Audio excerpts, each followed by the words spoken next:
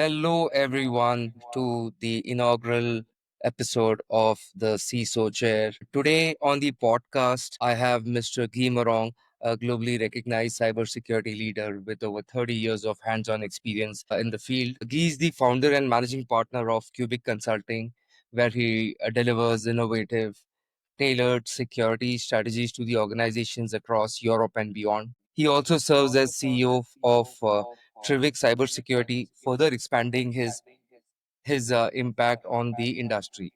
Now, Guy's career spans high-profile roles across multiple continents, including pivotal experience at Sony Electronics, especially during the major cybersecurity incident, which might touch upon during the discussion.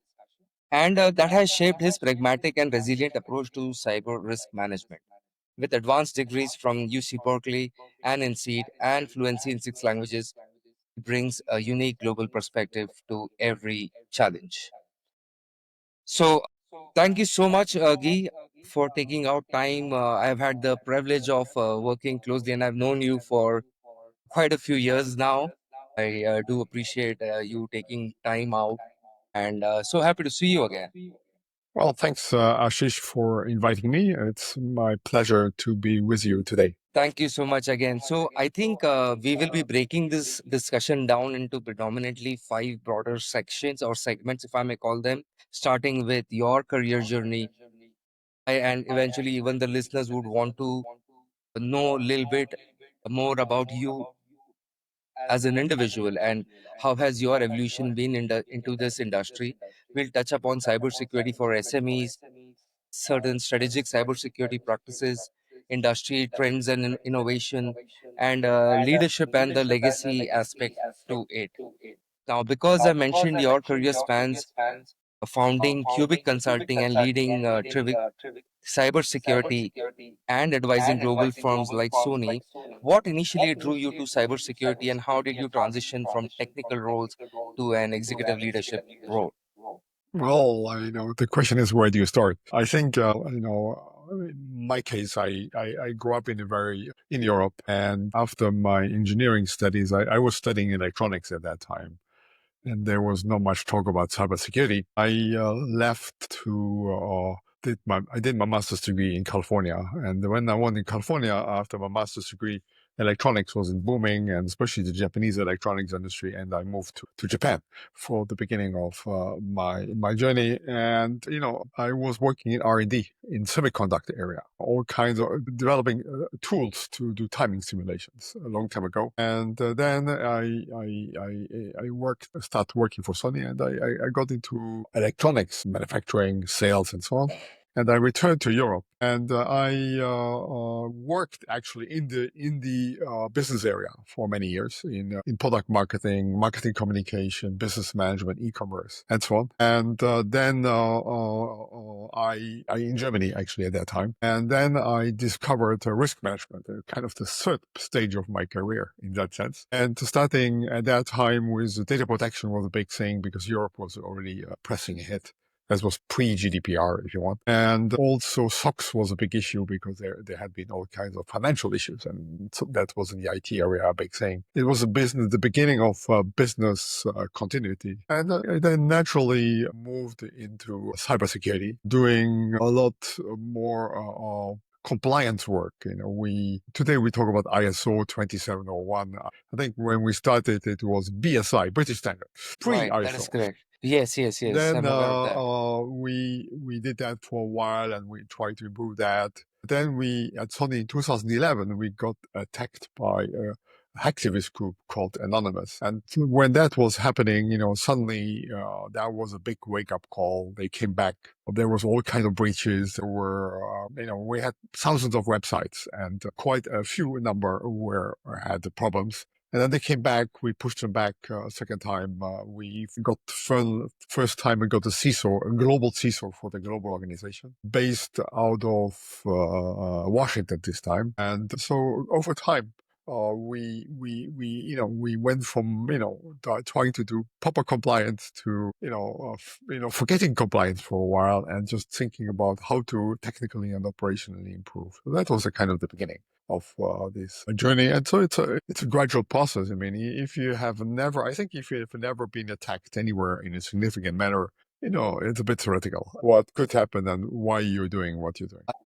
How did your early experience shape this perspective, particularly in Yeah, balancing well, I think technical and business priorities?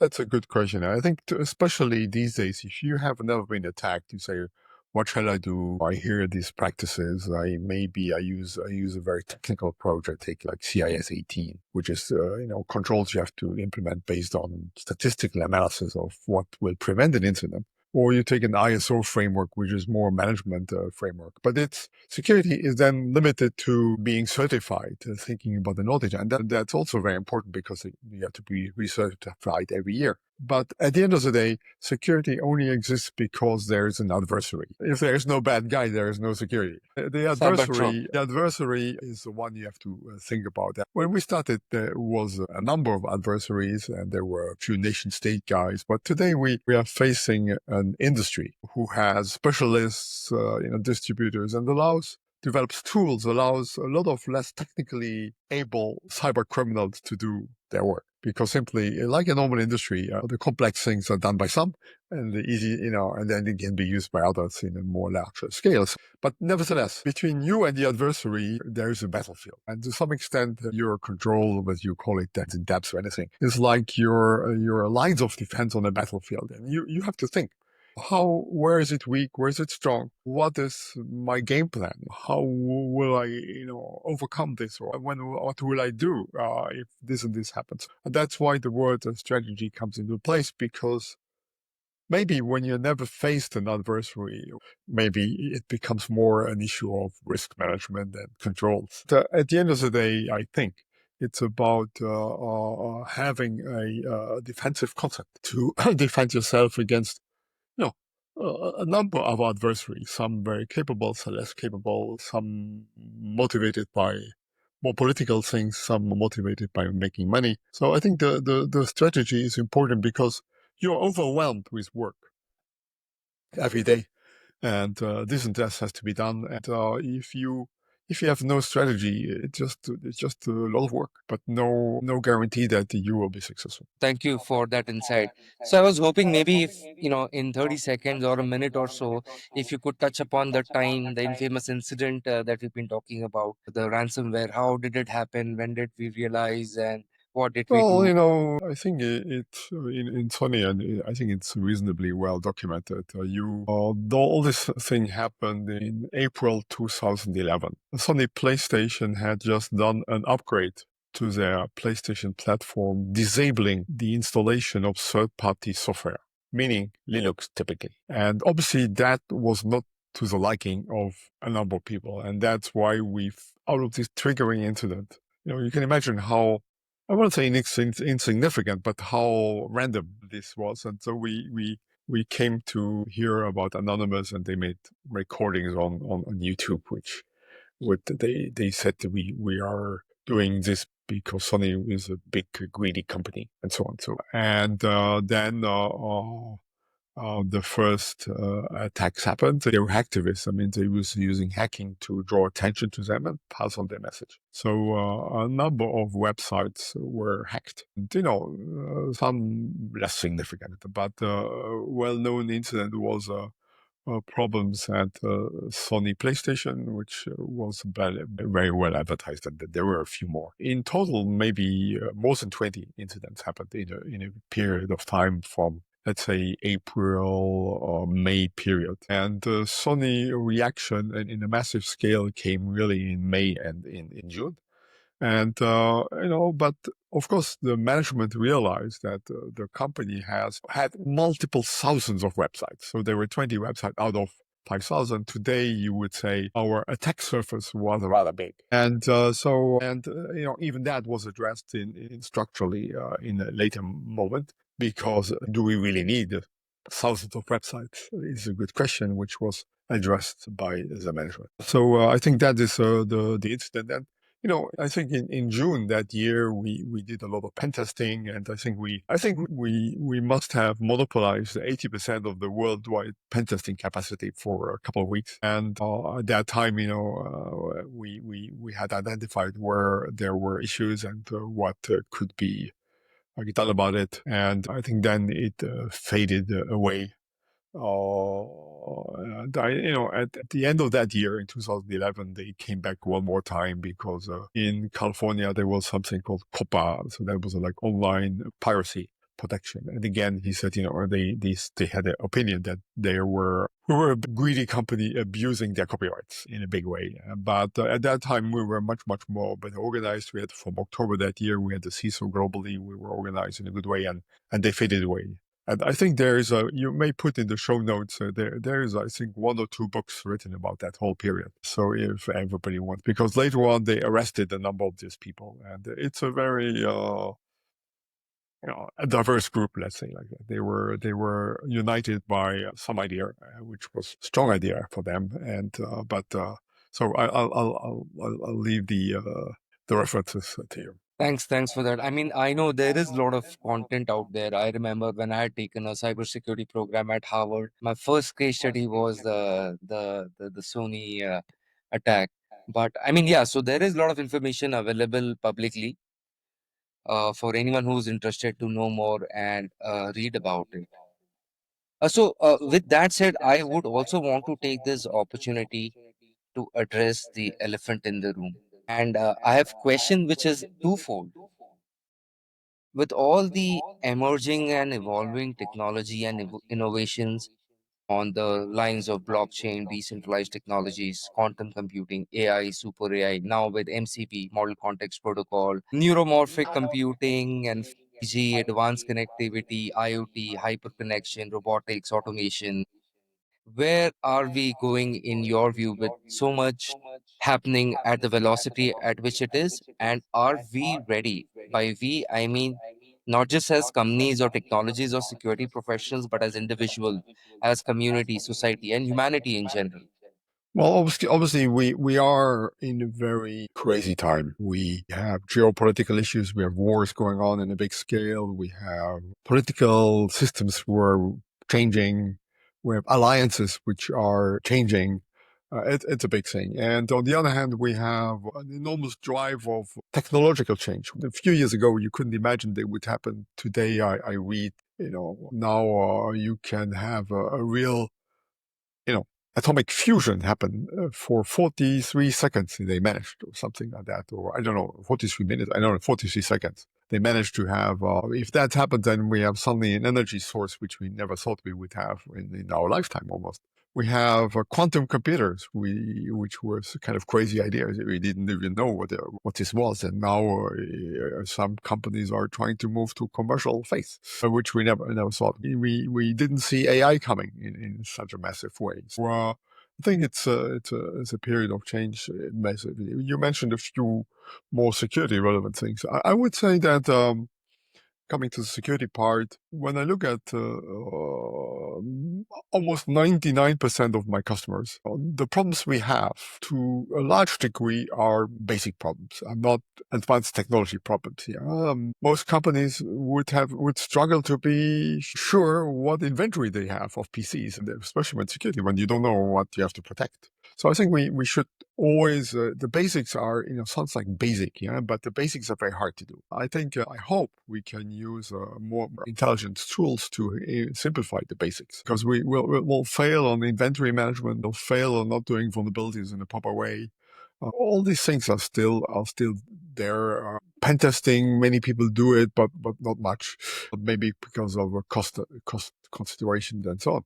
So there is such kind of aspects which I hope technology will help us to make it easier, because the scope of what a cybersecurity professional or leader has to do is getting bigger and bigger. And the increase of scope is typically faster than the increase of his budget and resources. So, this is a big inequation between what you need to do and the means you have to do it. And I think in that sense, I hope that using technology, that can be a little bit more balanced, even though, we know it's never 100% balanced because the bad guys are clearly innovative, and we need to be innovative. So it's always a cat and mouse game. And we.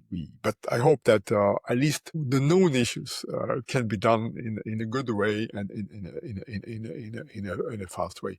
But of course, if you are growing up in these days, it's especially if you are younger people, it could be very unsettling because it gives you a feeling of uncertainty of what could happen and what does it mean for me and my career. And the rate of change is so fast. You can say, well, I still have so many years in front of me, and I'm already scared in the next few years what's going to happen.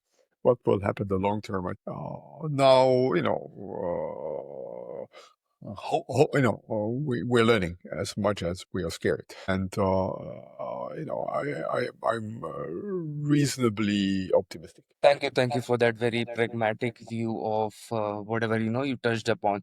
But again, so with that said, Cubic Consulting focuses on making enterprise-grade security accessible to SMEs. What systematic vulnerabilities do smaller businesses overlook, and how can you build a cost-effective defense ecosystem, so to speak? Local government in their shared IT applications. I worked in railway infrastructure management, and I worked in the medical data management for the Ministry of Health. Mostly, a lot of times in the public sector. The thing to imagine, yeah, is that all these companies are very, very different. If you look at banking, they're highly regulated. So obviously they have little room to move. And if they not doing, at least within a certain parameters, there's a risk of fines and interventions and audits and so on. So they are pushed in a certain way. I think medium to large companies typically, have more resources, have more to lose, I should say. Also, I mean, everybody has something to lose, but it's maybe in absolute amounts. And they are more concerned, and a number of them are regulated. It is a lot harder if you are in smaller companies when you have less people. When you are 50, 100 people, suddenly I have worked for small divisions who were in a large ecosystem. So it's not like they had to do a lot of things. There were a few people, but they had to do a lot of things to serve the ecosystem, which they were part of. That is very hard because you may have to do the same amount of work than larger companies, but with less resources. So at the end of the day, it's hard work, and you have to have a plan, and you have to persist in a good way. So I think that's what I noticed. And obviously, again, if you never had an incident, normally you come to a point where you do trade-offs in a different way. When you had an incident, you know it can happen, and you take your measures. If it never happened, then sometimes you may postpone things, so maybe you may have different compromises you're taking. But I think today in Europe, at least, we have in the financial industry, they have something called DORA, which is very much shaping insecurity in a very comprehensive way. And in the critical infrastructure side, even when you're a small company, when you're in that sector, there is a NIS2, even though they're a little bit different. But the three main points which they are concerned with are: one is they expect a company to do incident reporting. Obviously, they copied that from GDPR. They know that if you have to report the incidents, you take things more seriously. And so they copied that. So they both DORA and needs to have that. They know that today you don't do everything by yourself. So the way you have to manage your third parties is a big, big new thing. And initially, and both emphasize that, and I think that is pretty important because you outsource a lot of your processing, your data even, and you're highly dependent. So you have to manage your third parties, not like third parties, but like an integral part of your operation. And the third and most important part is that they emphasize clearly that the responsibility for cybersecurity or its related risk and consequences lie with the management or management body. Management body means it could be the board of directors, or it could be simply the board which represents the shareholders. So the directors or the shareholder representative, and who have more responsibilities in risk. But now they say, okay, you guys are responsible for this. That means, what does it mean? We need to be first educated. You cannot take this job, these risk decisions if you don't have the right background, and you need to spend enough time to be participating in decision making in these areas. I think, and particularly in the financial sector, where in Europe at least the regulator is extremely strong organization. I think they're pushing in a very big way. I think the NIS2 side has expanded the scope of companies which have been covered. So a lot of public sector, electricity, local municipalities are included. So I think this doesn't force everybody, but at least it gives a momentum to improving security. And I'm sure it will inspire also others who are maybe not falling under important or critical or essential or critical infrastructure. Yeah, that's a great point. I remember at the early, I think first, was it December 24 or Jan 25? I was reading some report, was it by a World Economic Forum or I'm not sure, but in one of the biggest cybersecurity priorities and challenges and risks for 2025 for the global ecosystem was water. And that kind of got me thinking that how easy or difficult is it, for any bad actor, so to speak, Sure. But I especially in think the OT space. water system is rather complex and rather distributed geographically. So there are different water sources. There's all kinds of distributions, and so in the old days, you obviously had to send a maintenance team to do work in different places, and all they were doing is driving around and do whatever they needed to do to keep the water running.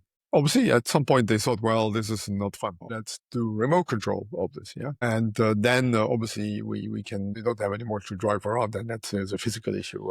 And that suddenly created assets or digital assets which were online to a number of companies. And you could say the transformation of that industry is the same. You could call it's a side effect of digitalization. It's like digitalization. In digitalization we imagine always, it was a manual process or paper, it's digital. Yeah, but obviously here the way water management was done is changed, and to therefore make it a digital assets, and hence they are now visible. And I think that's anybody who does digitalization will have more digital assets. More digital assets means more exposure. Second, the as we all know, also the bad guys moved to the internet, and even the economy moved to the internet. Hence, also the military moved to the internet because it is part of any possible conflict, and in some ways, as it is invisible and it doesn't do a lot of press ripples, the war goes on continuously between countries. And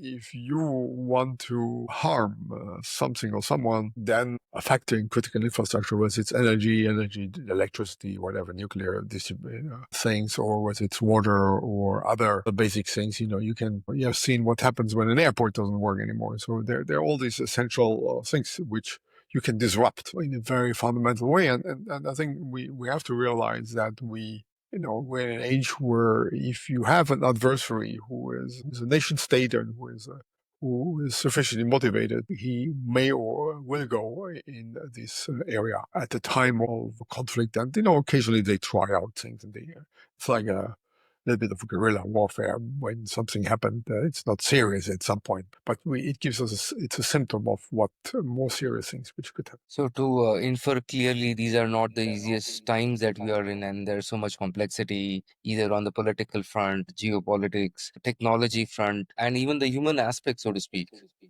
But because I've touched upon that part, and because you've worked across Europe, Asia, Latin America, Far East as well, how do you think the cultural nuances influence your approach to cybersecurity and governance in particular? We are all in a global world. So, we work in a different cycle. So someone may be ahead of us in sometimes. If you're living today in Ukraine, or you may think very differently than if you're living in Spain, or if you're living in Canada. You have also economies who have enormously changed. You have the Chinese economy 20, 30 years ago, we cannot imagine. So today it's highly integrated economies. There are things happening. I think the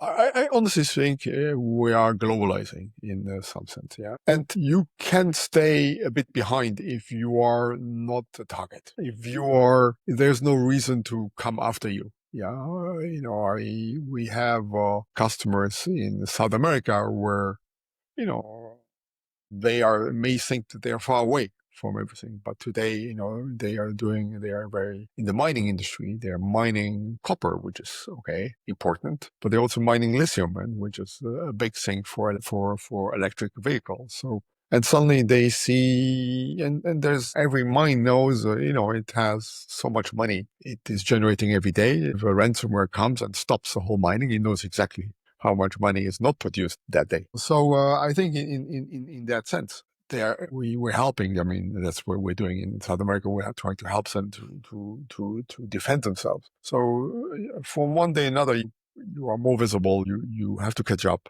I think in most cases, except those who said were not targets of some kind, you will finally join the globalization trend. I mean, doesn't mean that if you are not a target and you are not strategic in some sense. Still, we know that on the criminal side, there's all kinds of people. They just do things sometimes not because it's important, because just they can. So someone may hack you because he can. Maybe it's a younger guy who found that your website is vulnerable and he goes for it. Maybe there is no geostrategic thinking behind it. So you have also that. There's those who are targets from a more global view and a geostrategic way. And there's those who may be victim because they cross someone's path. And then, as for example, ransomware has become part of an industry. Yeah? As we know, there's ransomware as a service, which allows a less talented or technically able criminal to also join and do ransomware. Yeah, may attack a big company. Someone may attack a small company. Says, yeah, a small company, I cannot get much return, but it's much. They don't have so many defenses, so I don't have to do too much work, and they may finally pay me for if my ransom is reasonable. So you'll see much more. A diverse set of criminals who are getting increasingly more and increasingly more segmented by industry. At the end, we have to join a little bit the measures we can take now. If you have more to lose, you may have more budget to fix them, and maybe you have to look at more sophisticated attacks. At the end of the day, everybody has to do within its means or something to protect his organization. Thanks for that. So, because you touched upon the as a service aspect to it, and of course, there's so much to discuss, especially with deep web, .NET, ransomware as a service. But on the defensive side, we also have certain roles like vCISO or CISO as a service. In your opinion and from your experience, do you think a company is able to derive utmost value from hiring a temporary, so to speak, a CISO for a period of 6 months, 1 year? All the more considering the fact that we know that as a CISO, you need to know the culture of the organization, you need to know the tech landscape, you need to know the organization as a whole better.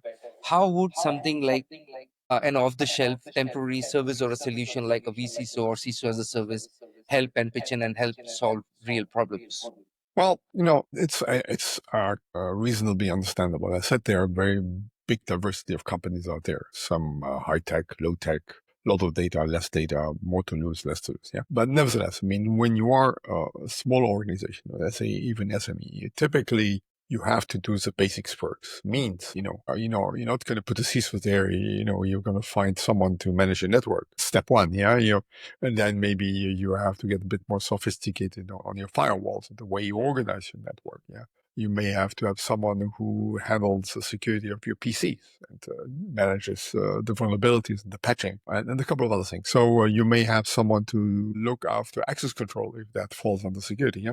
So typically, when you start, you have to put your initial investment into technical roles and primary roles in some sense. Yeah. But the point is where the vCISO comes in is because I think while the technical staff will manage various parts of it, you have have to have someone who manages the whole thing. And also, you are so busy, you're getting busier every day. You have to plan ahead. You cannot take 90-degree turns anymore at some point. So you need someone to put a more long-term or medium-term to long-term plan into place. You need someone to, in some sense, have a strategy. And strategy means not only from a, how to contain the adversary and manage your defenses, but also my philosophy is always that the purpose of security is to make business possible in an unsecure world. Yeah, so you have to think about the business. What does the business want? Where are the areas which are developing? Where are the areas which make more money? Or if it's the public sector, where public service is affected in some ways. So you have to combine these factors also in these aspect, or the objective and the constraints in terms of with your strategy, with your security measures. And you have to think, well, I have so much money. These are my resources, finite resources. How do I best go upon that? That's why overall you have to come in a strategy. And all these things are not easy to come by because it means a lot of experience, which you may not have because you have very much specialists, but the specialists are specialists in their area. So the VCISO is a good way to buy experience from other people and help you to manage the big picture and take you to the next level. And sometimes it's a VCISO because you don't need someone the whole time, and you may not be able to afford someone the whole time. Yeah, so you then compromise and say, okay, I have someone helping me 1 or 2 days a week, maybe, or something like that, and sometimes more, sometimes less. It is not yet a well understood concept, I should say, because I am sure half of the company would say, well, I have someone dealing with my network, I have someone dealing with my PC. Why do I need someone else? Yeah, so I think the it's part of that role becoming better known and security becoming also better understood, so that this hopefully with time will. And so, in your review of security careers beyond hacking, and I got the privilege to take a look at it, you highlighted certain non-technical roles. And because we talked about role centricity in the bigger gambit of cybersecurity, how can the industry attract diverse talent to address the skill gap?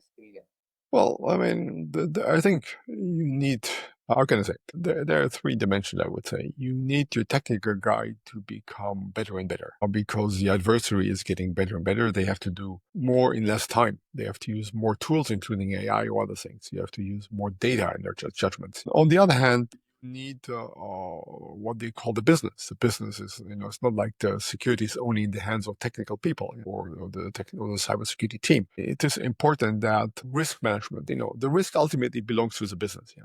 But that's just a statement. Yeah, I know it. We now need to equip the business in some sense to be able to manage that risk and, in some sense, apply also basic principles. I mean, if you are in the business and decided to, engage with risky third parties, at some point you understand that that is not a good idea. And that is a responsibility of the business. So you apply your due diligence. You think more about those things. If you demand to give access to every of your stuff to all kind of data because that makes life so much easier, at some point you realize, well, that is very risky also. So I think empowering the business also to do more of the work is important.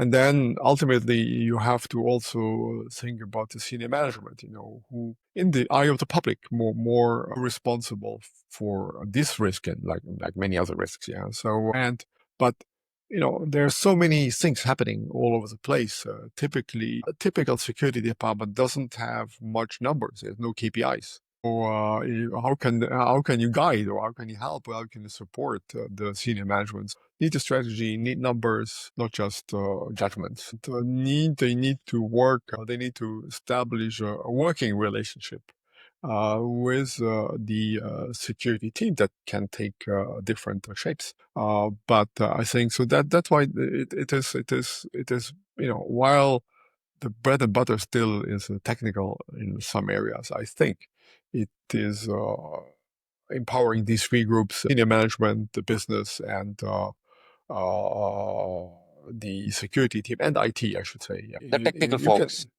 yeah, also to do, I would say, more work in less time and do more sophisticated things. And like as a leader shaping teams globally, what qualities do you prioritize in emerging cybersecurity professionals? And how do you foster innovation with so much already happening around? That is a very good question. I think in many areas it is not easy because I said the half of the work is done on struggling with the basics. And if your team does not have much resources, you always run after work and you have no time to think and no time to look at what solutions are out there.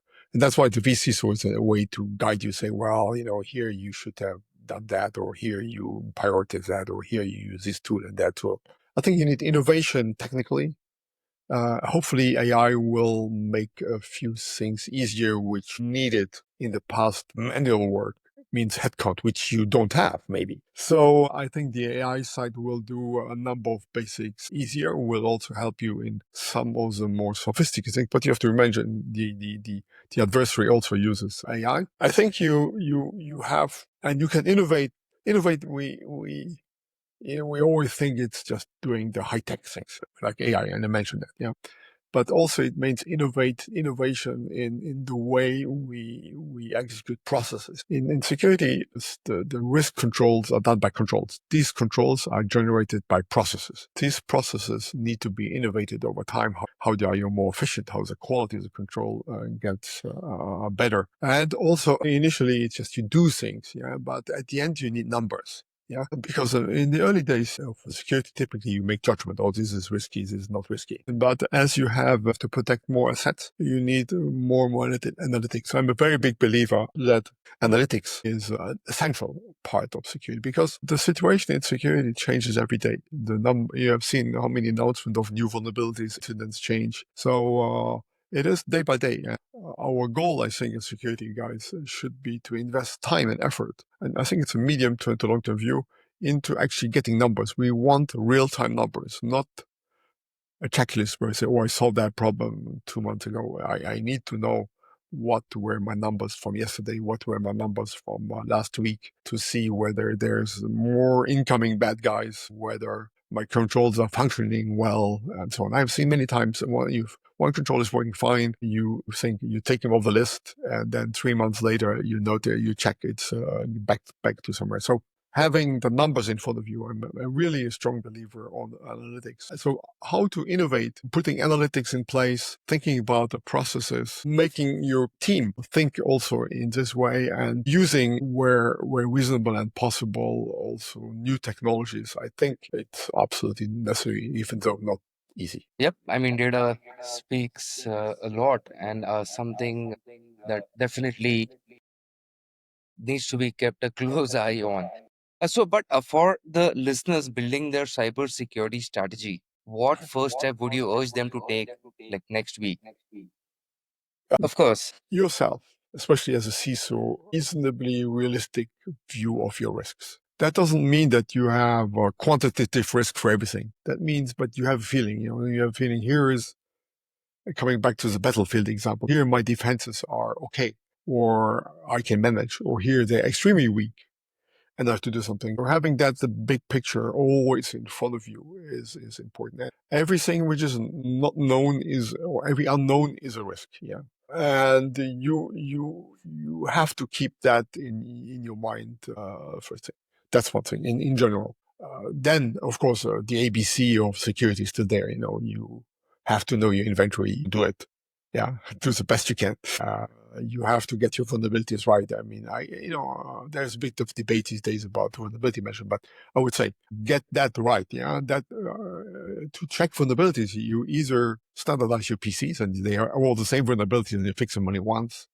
That's one way to do it. So do it. You have to make sure that your anti-malware is working and is updated and has a number of capabilities.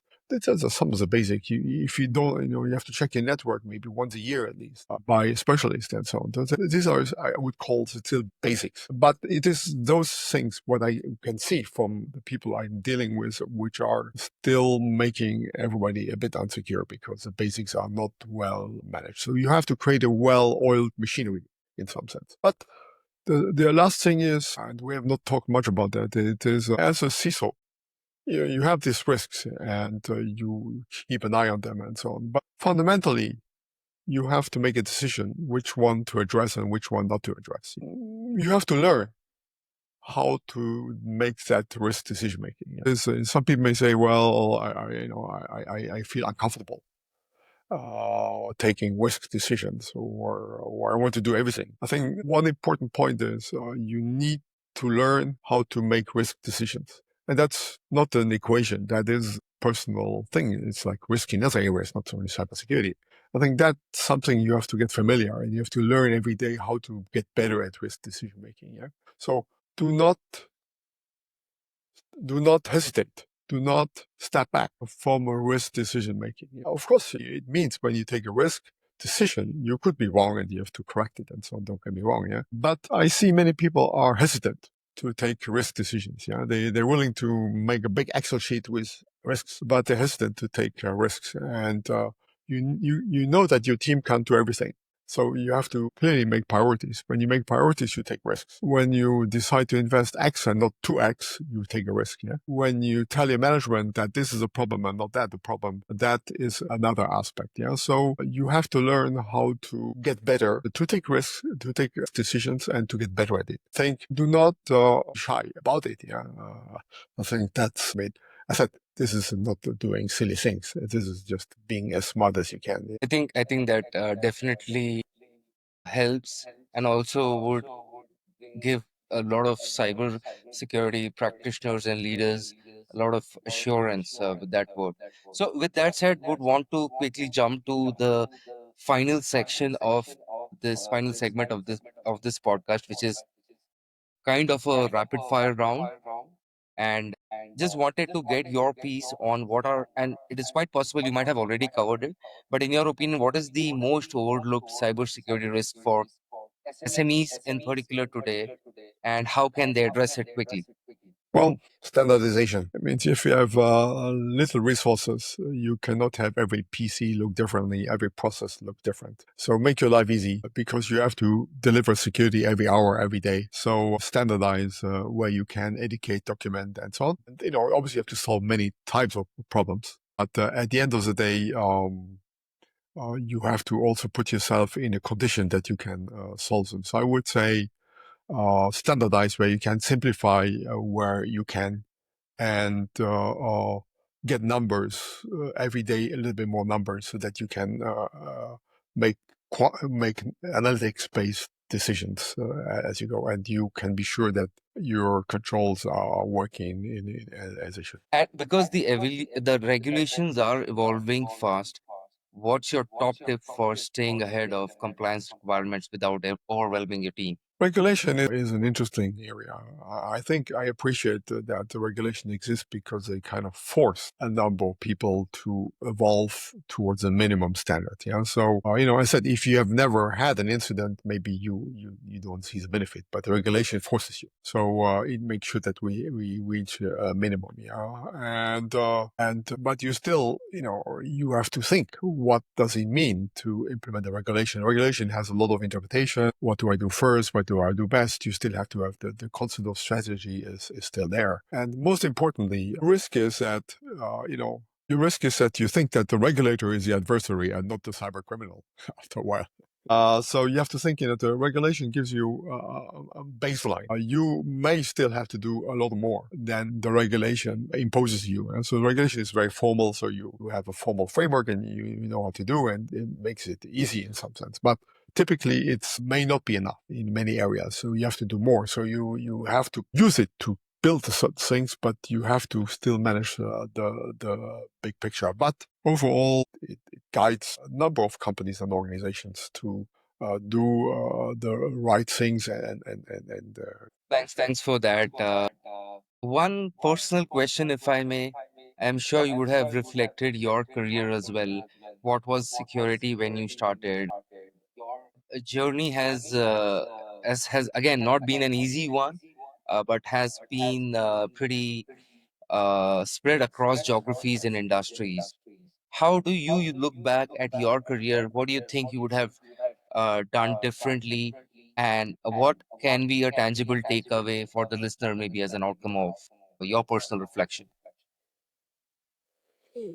Well, obviously, it's security is an industry which has evolved as IT and computer and technology became more present. Yeah, and the security problems, you can probably someone can tell you at what year the first virus was discovered. Yeah, before no viruses. Yeah, this doesn't exist. The concept didn't exist. Yeah, so we it was a gradual evolution. So it's you can say I should have used AI 10 years earlier.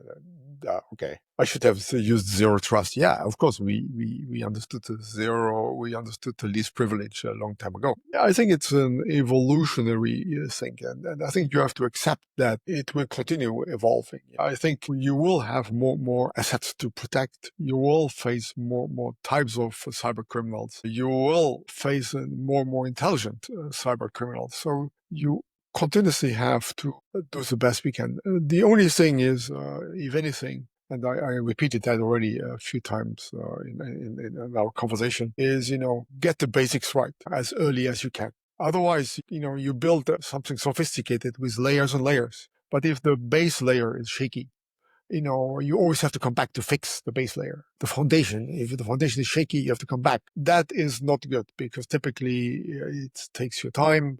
Things may happen. So I would say, grow with your time, but as early as possible and as good as you can, get the foundations right, the basics and the foundations right. I mentioned a few in this conversation. And the second one is start to gather numbers as early as you can, not just, I fixed the problem, it's off my mind, and, maybe I said 3 months later, you notice that the patching or the vulnerability management doesn't work as it should because you had no numbers. So get the basics right and get numbers as early as you can. Thanks for that.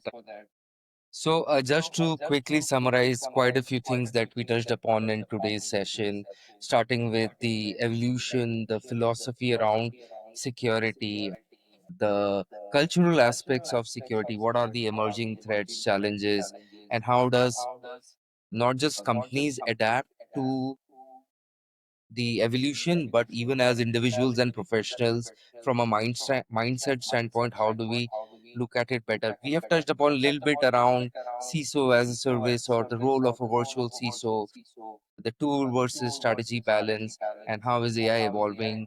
And I like the pragmatic angle or the pragmatic proposal or the pragmatic aspect of keeping it real, keeping it simple, watching the numbers closely, being vocal about things, taking initiative, taking risks, and trying to drive through. You also touched upon a very important point that maybe someone who may be starting out, it might be very overwhelming, it might be very intimidating, but it's not all dark and gloomy. It is a crazy time that we are in, but it also is exciting, and is only going to get better with time. So, with that said, thank you so much, sir, for your Thank you. time, for all your inputs.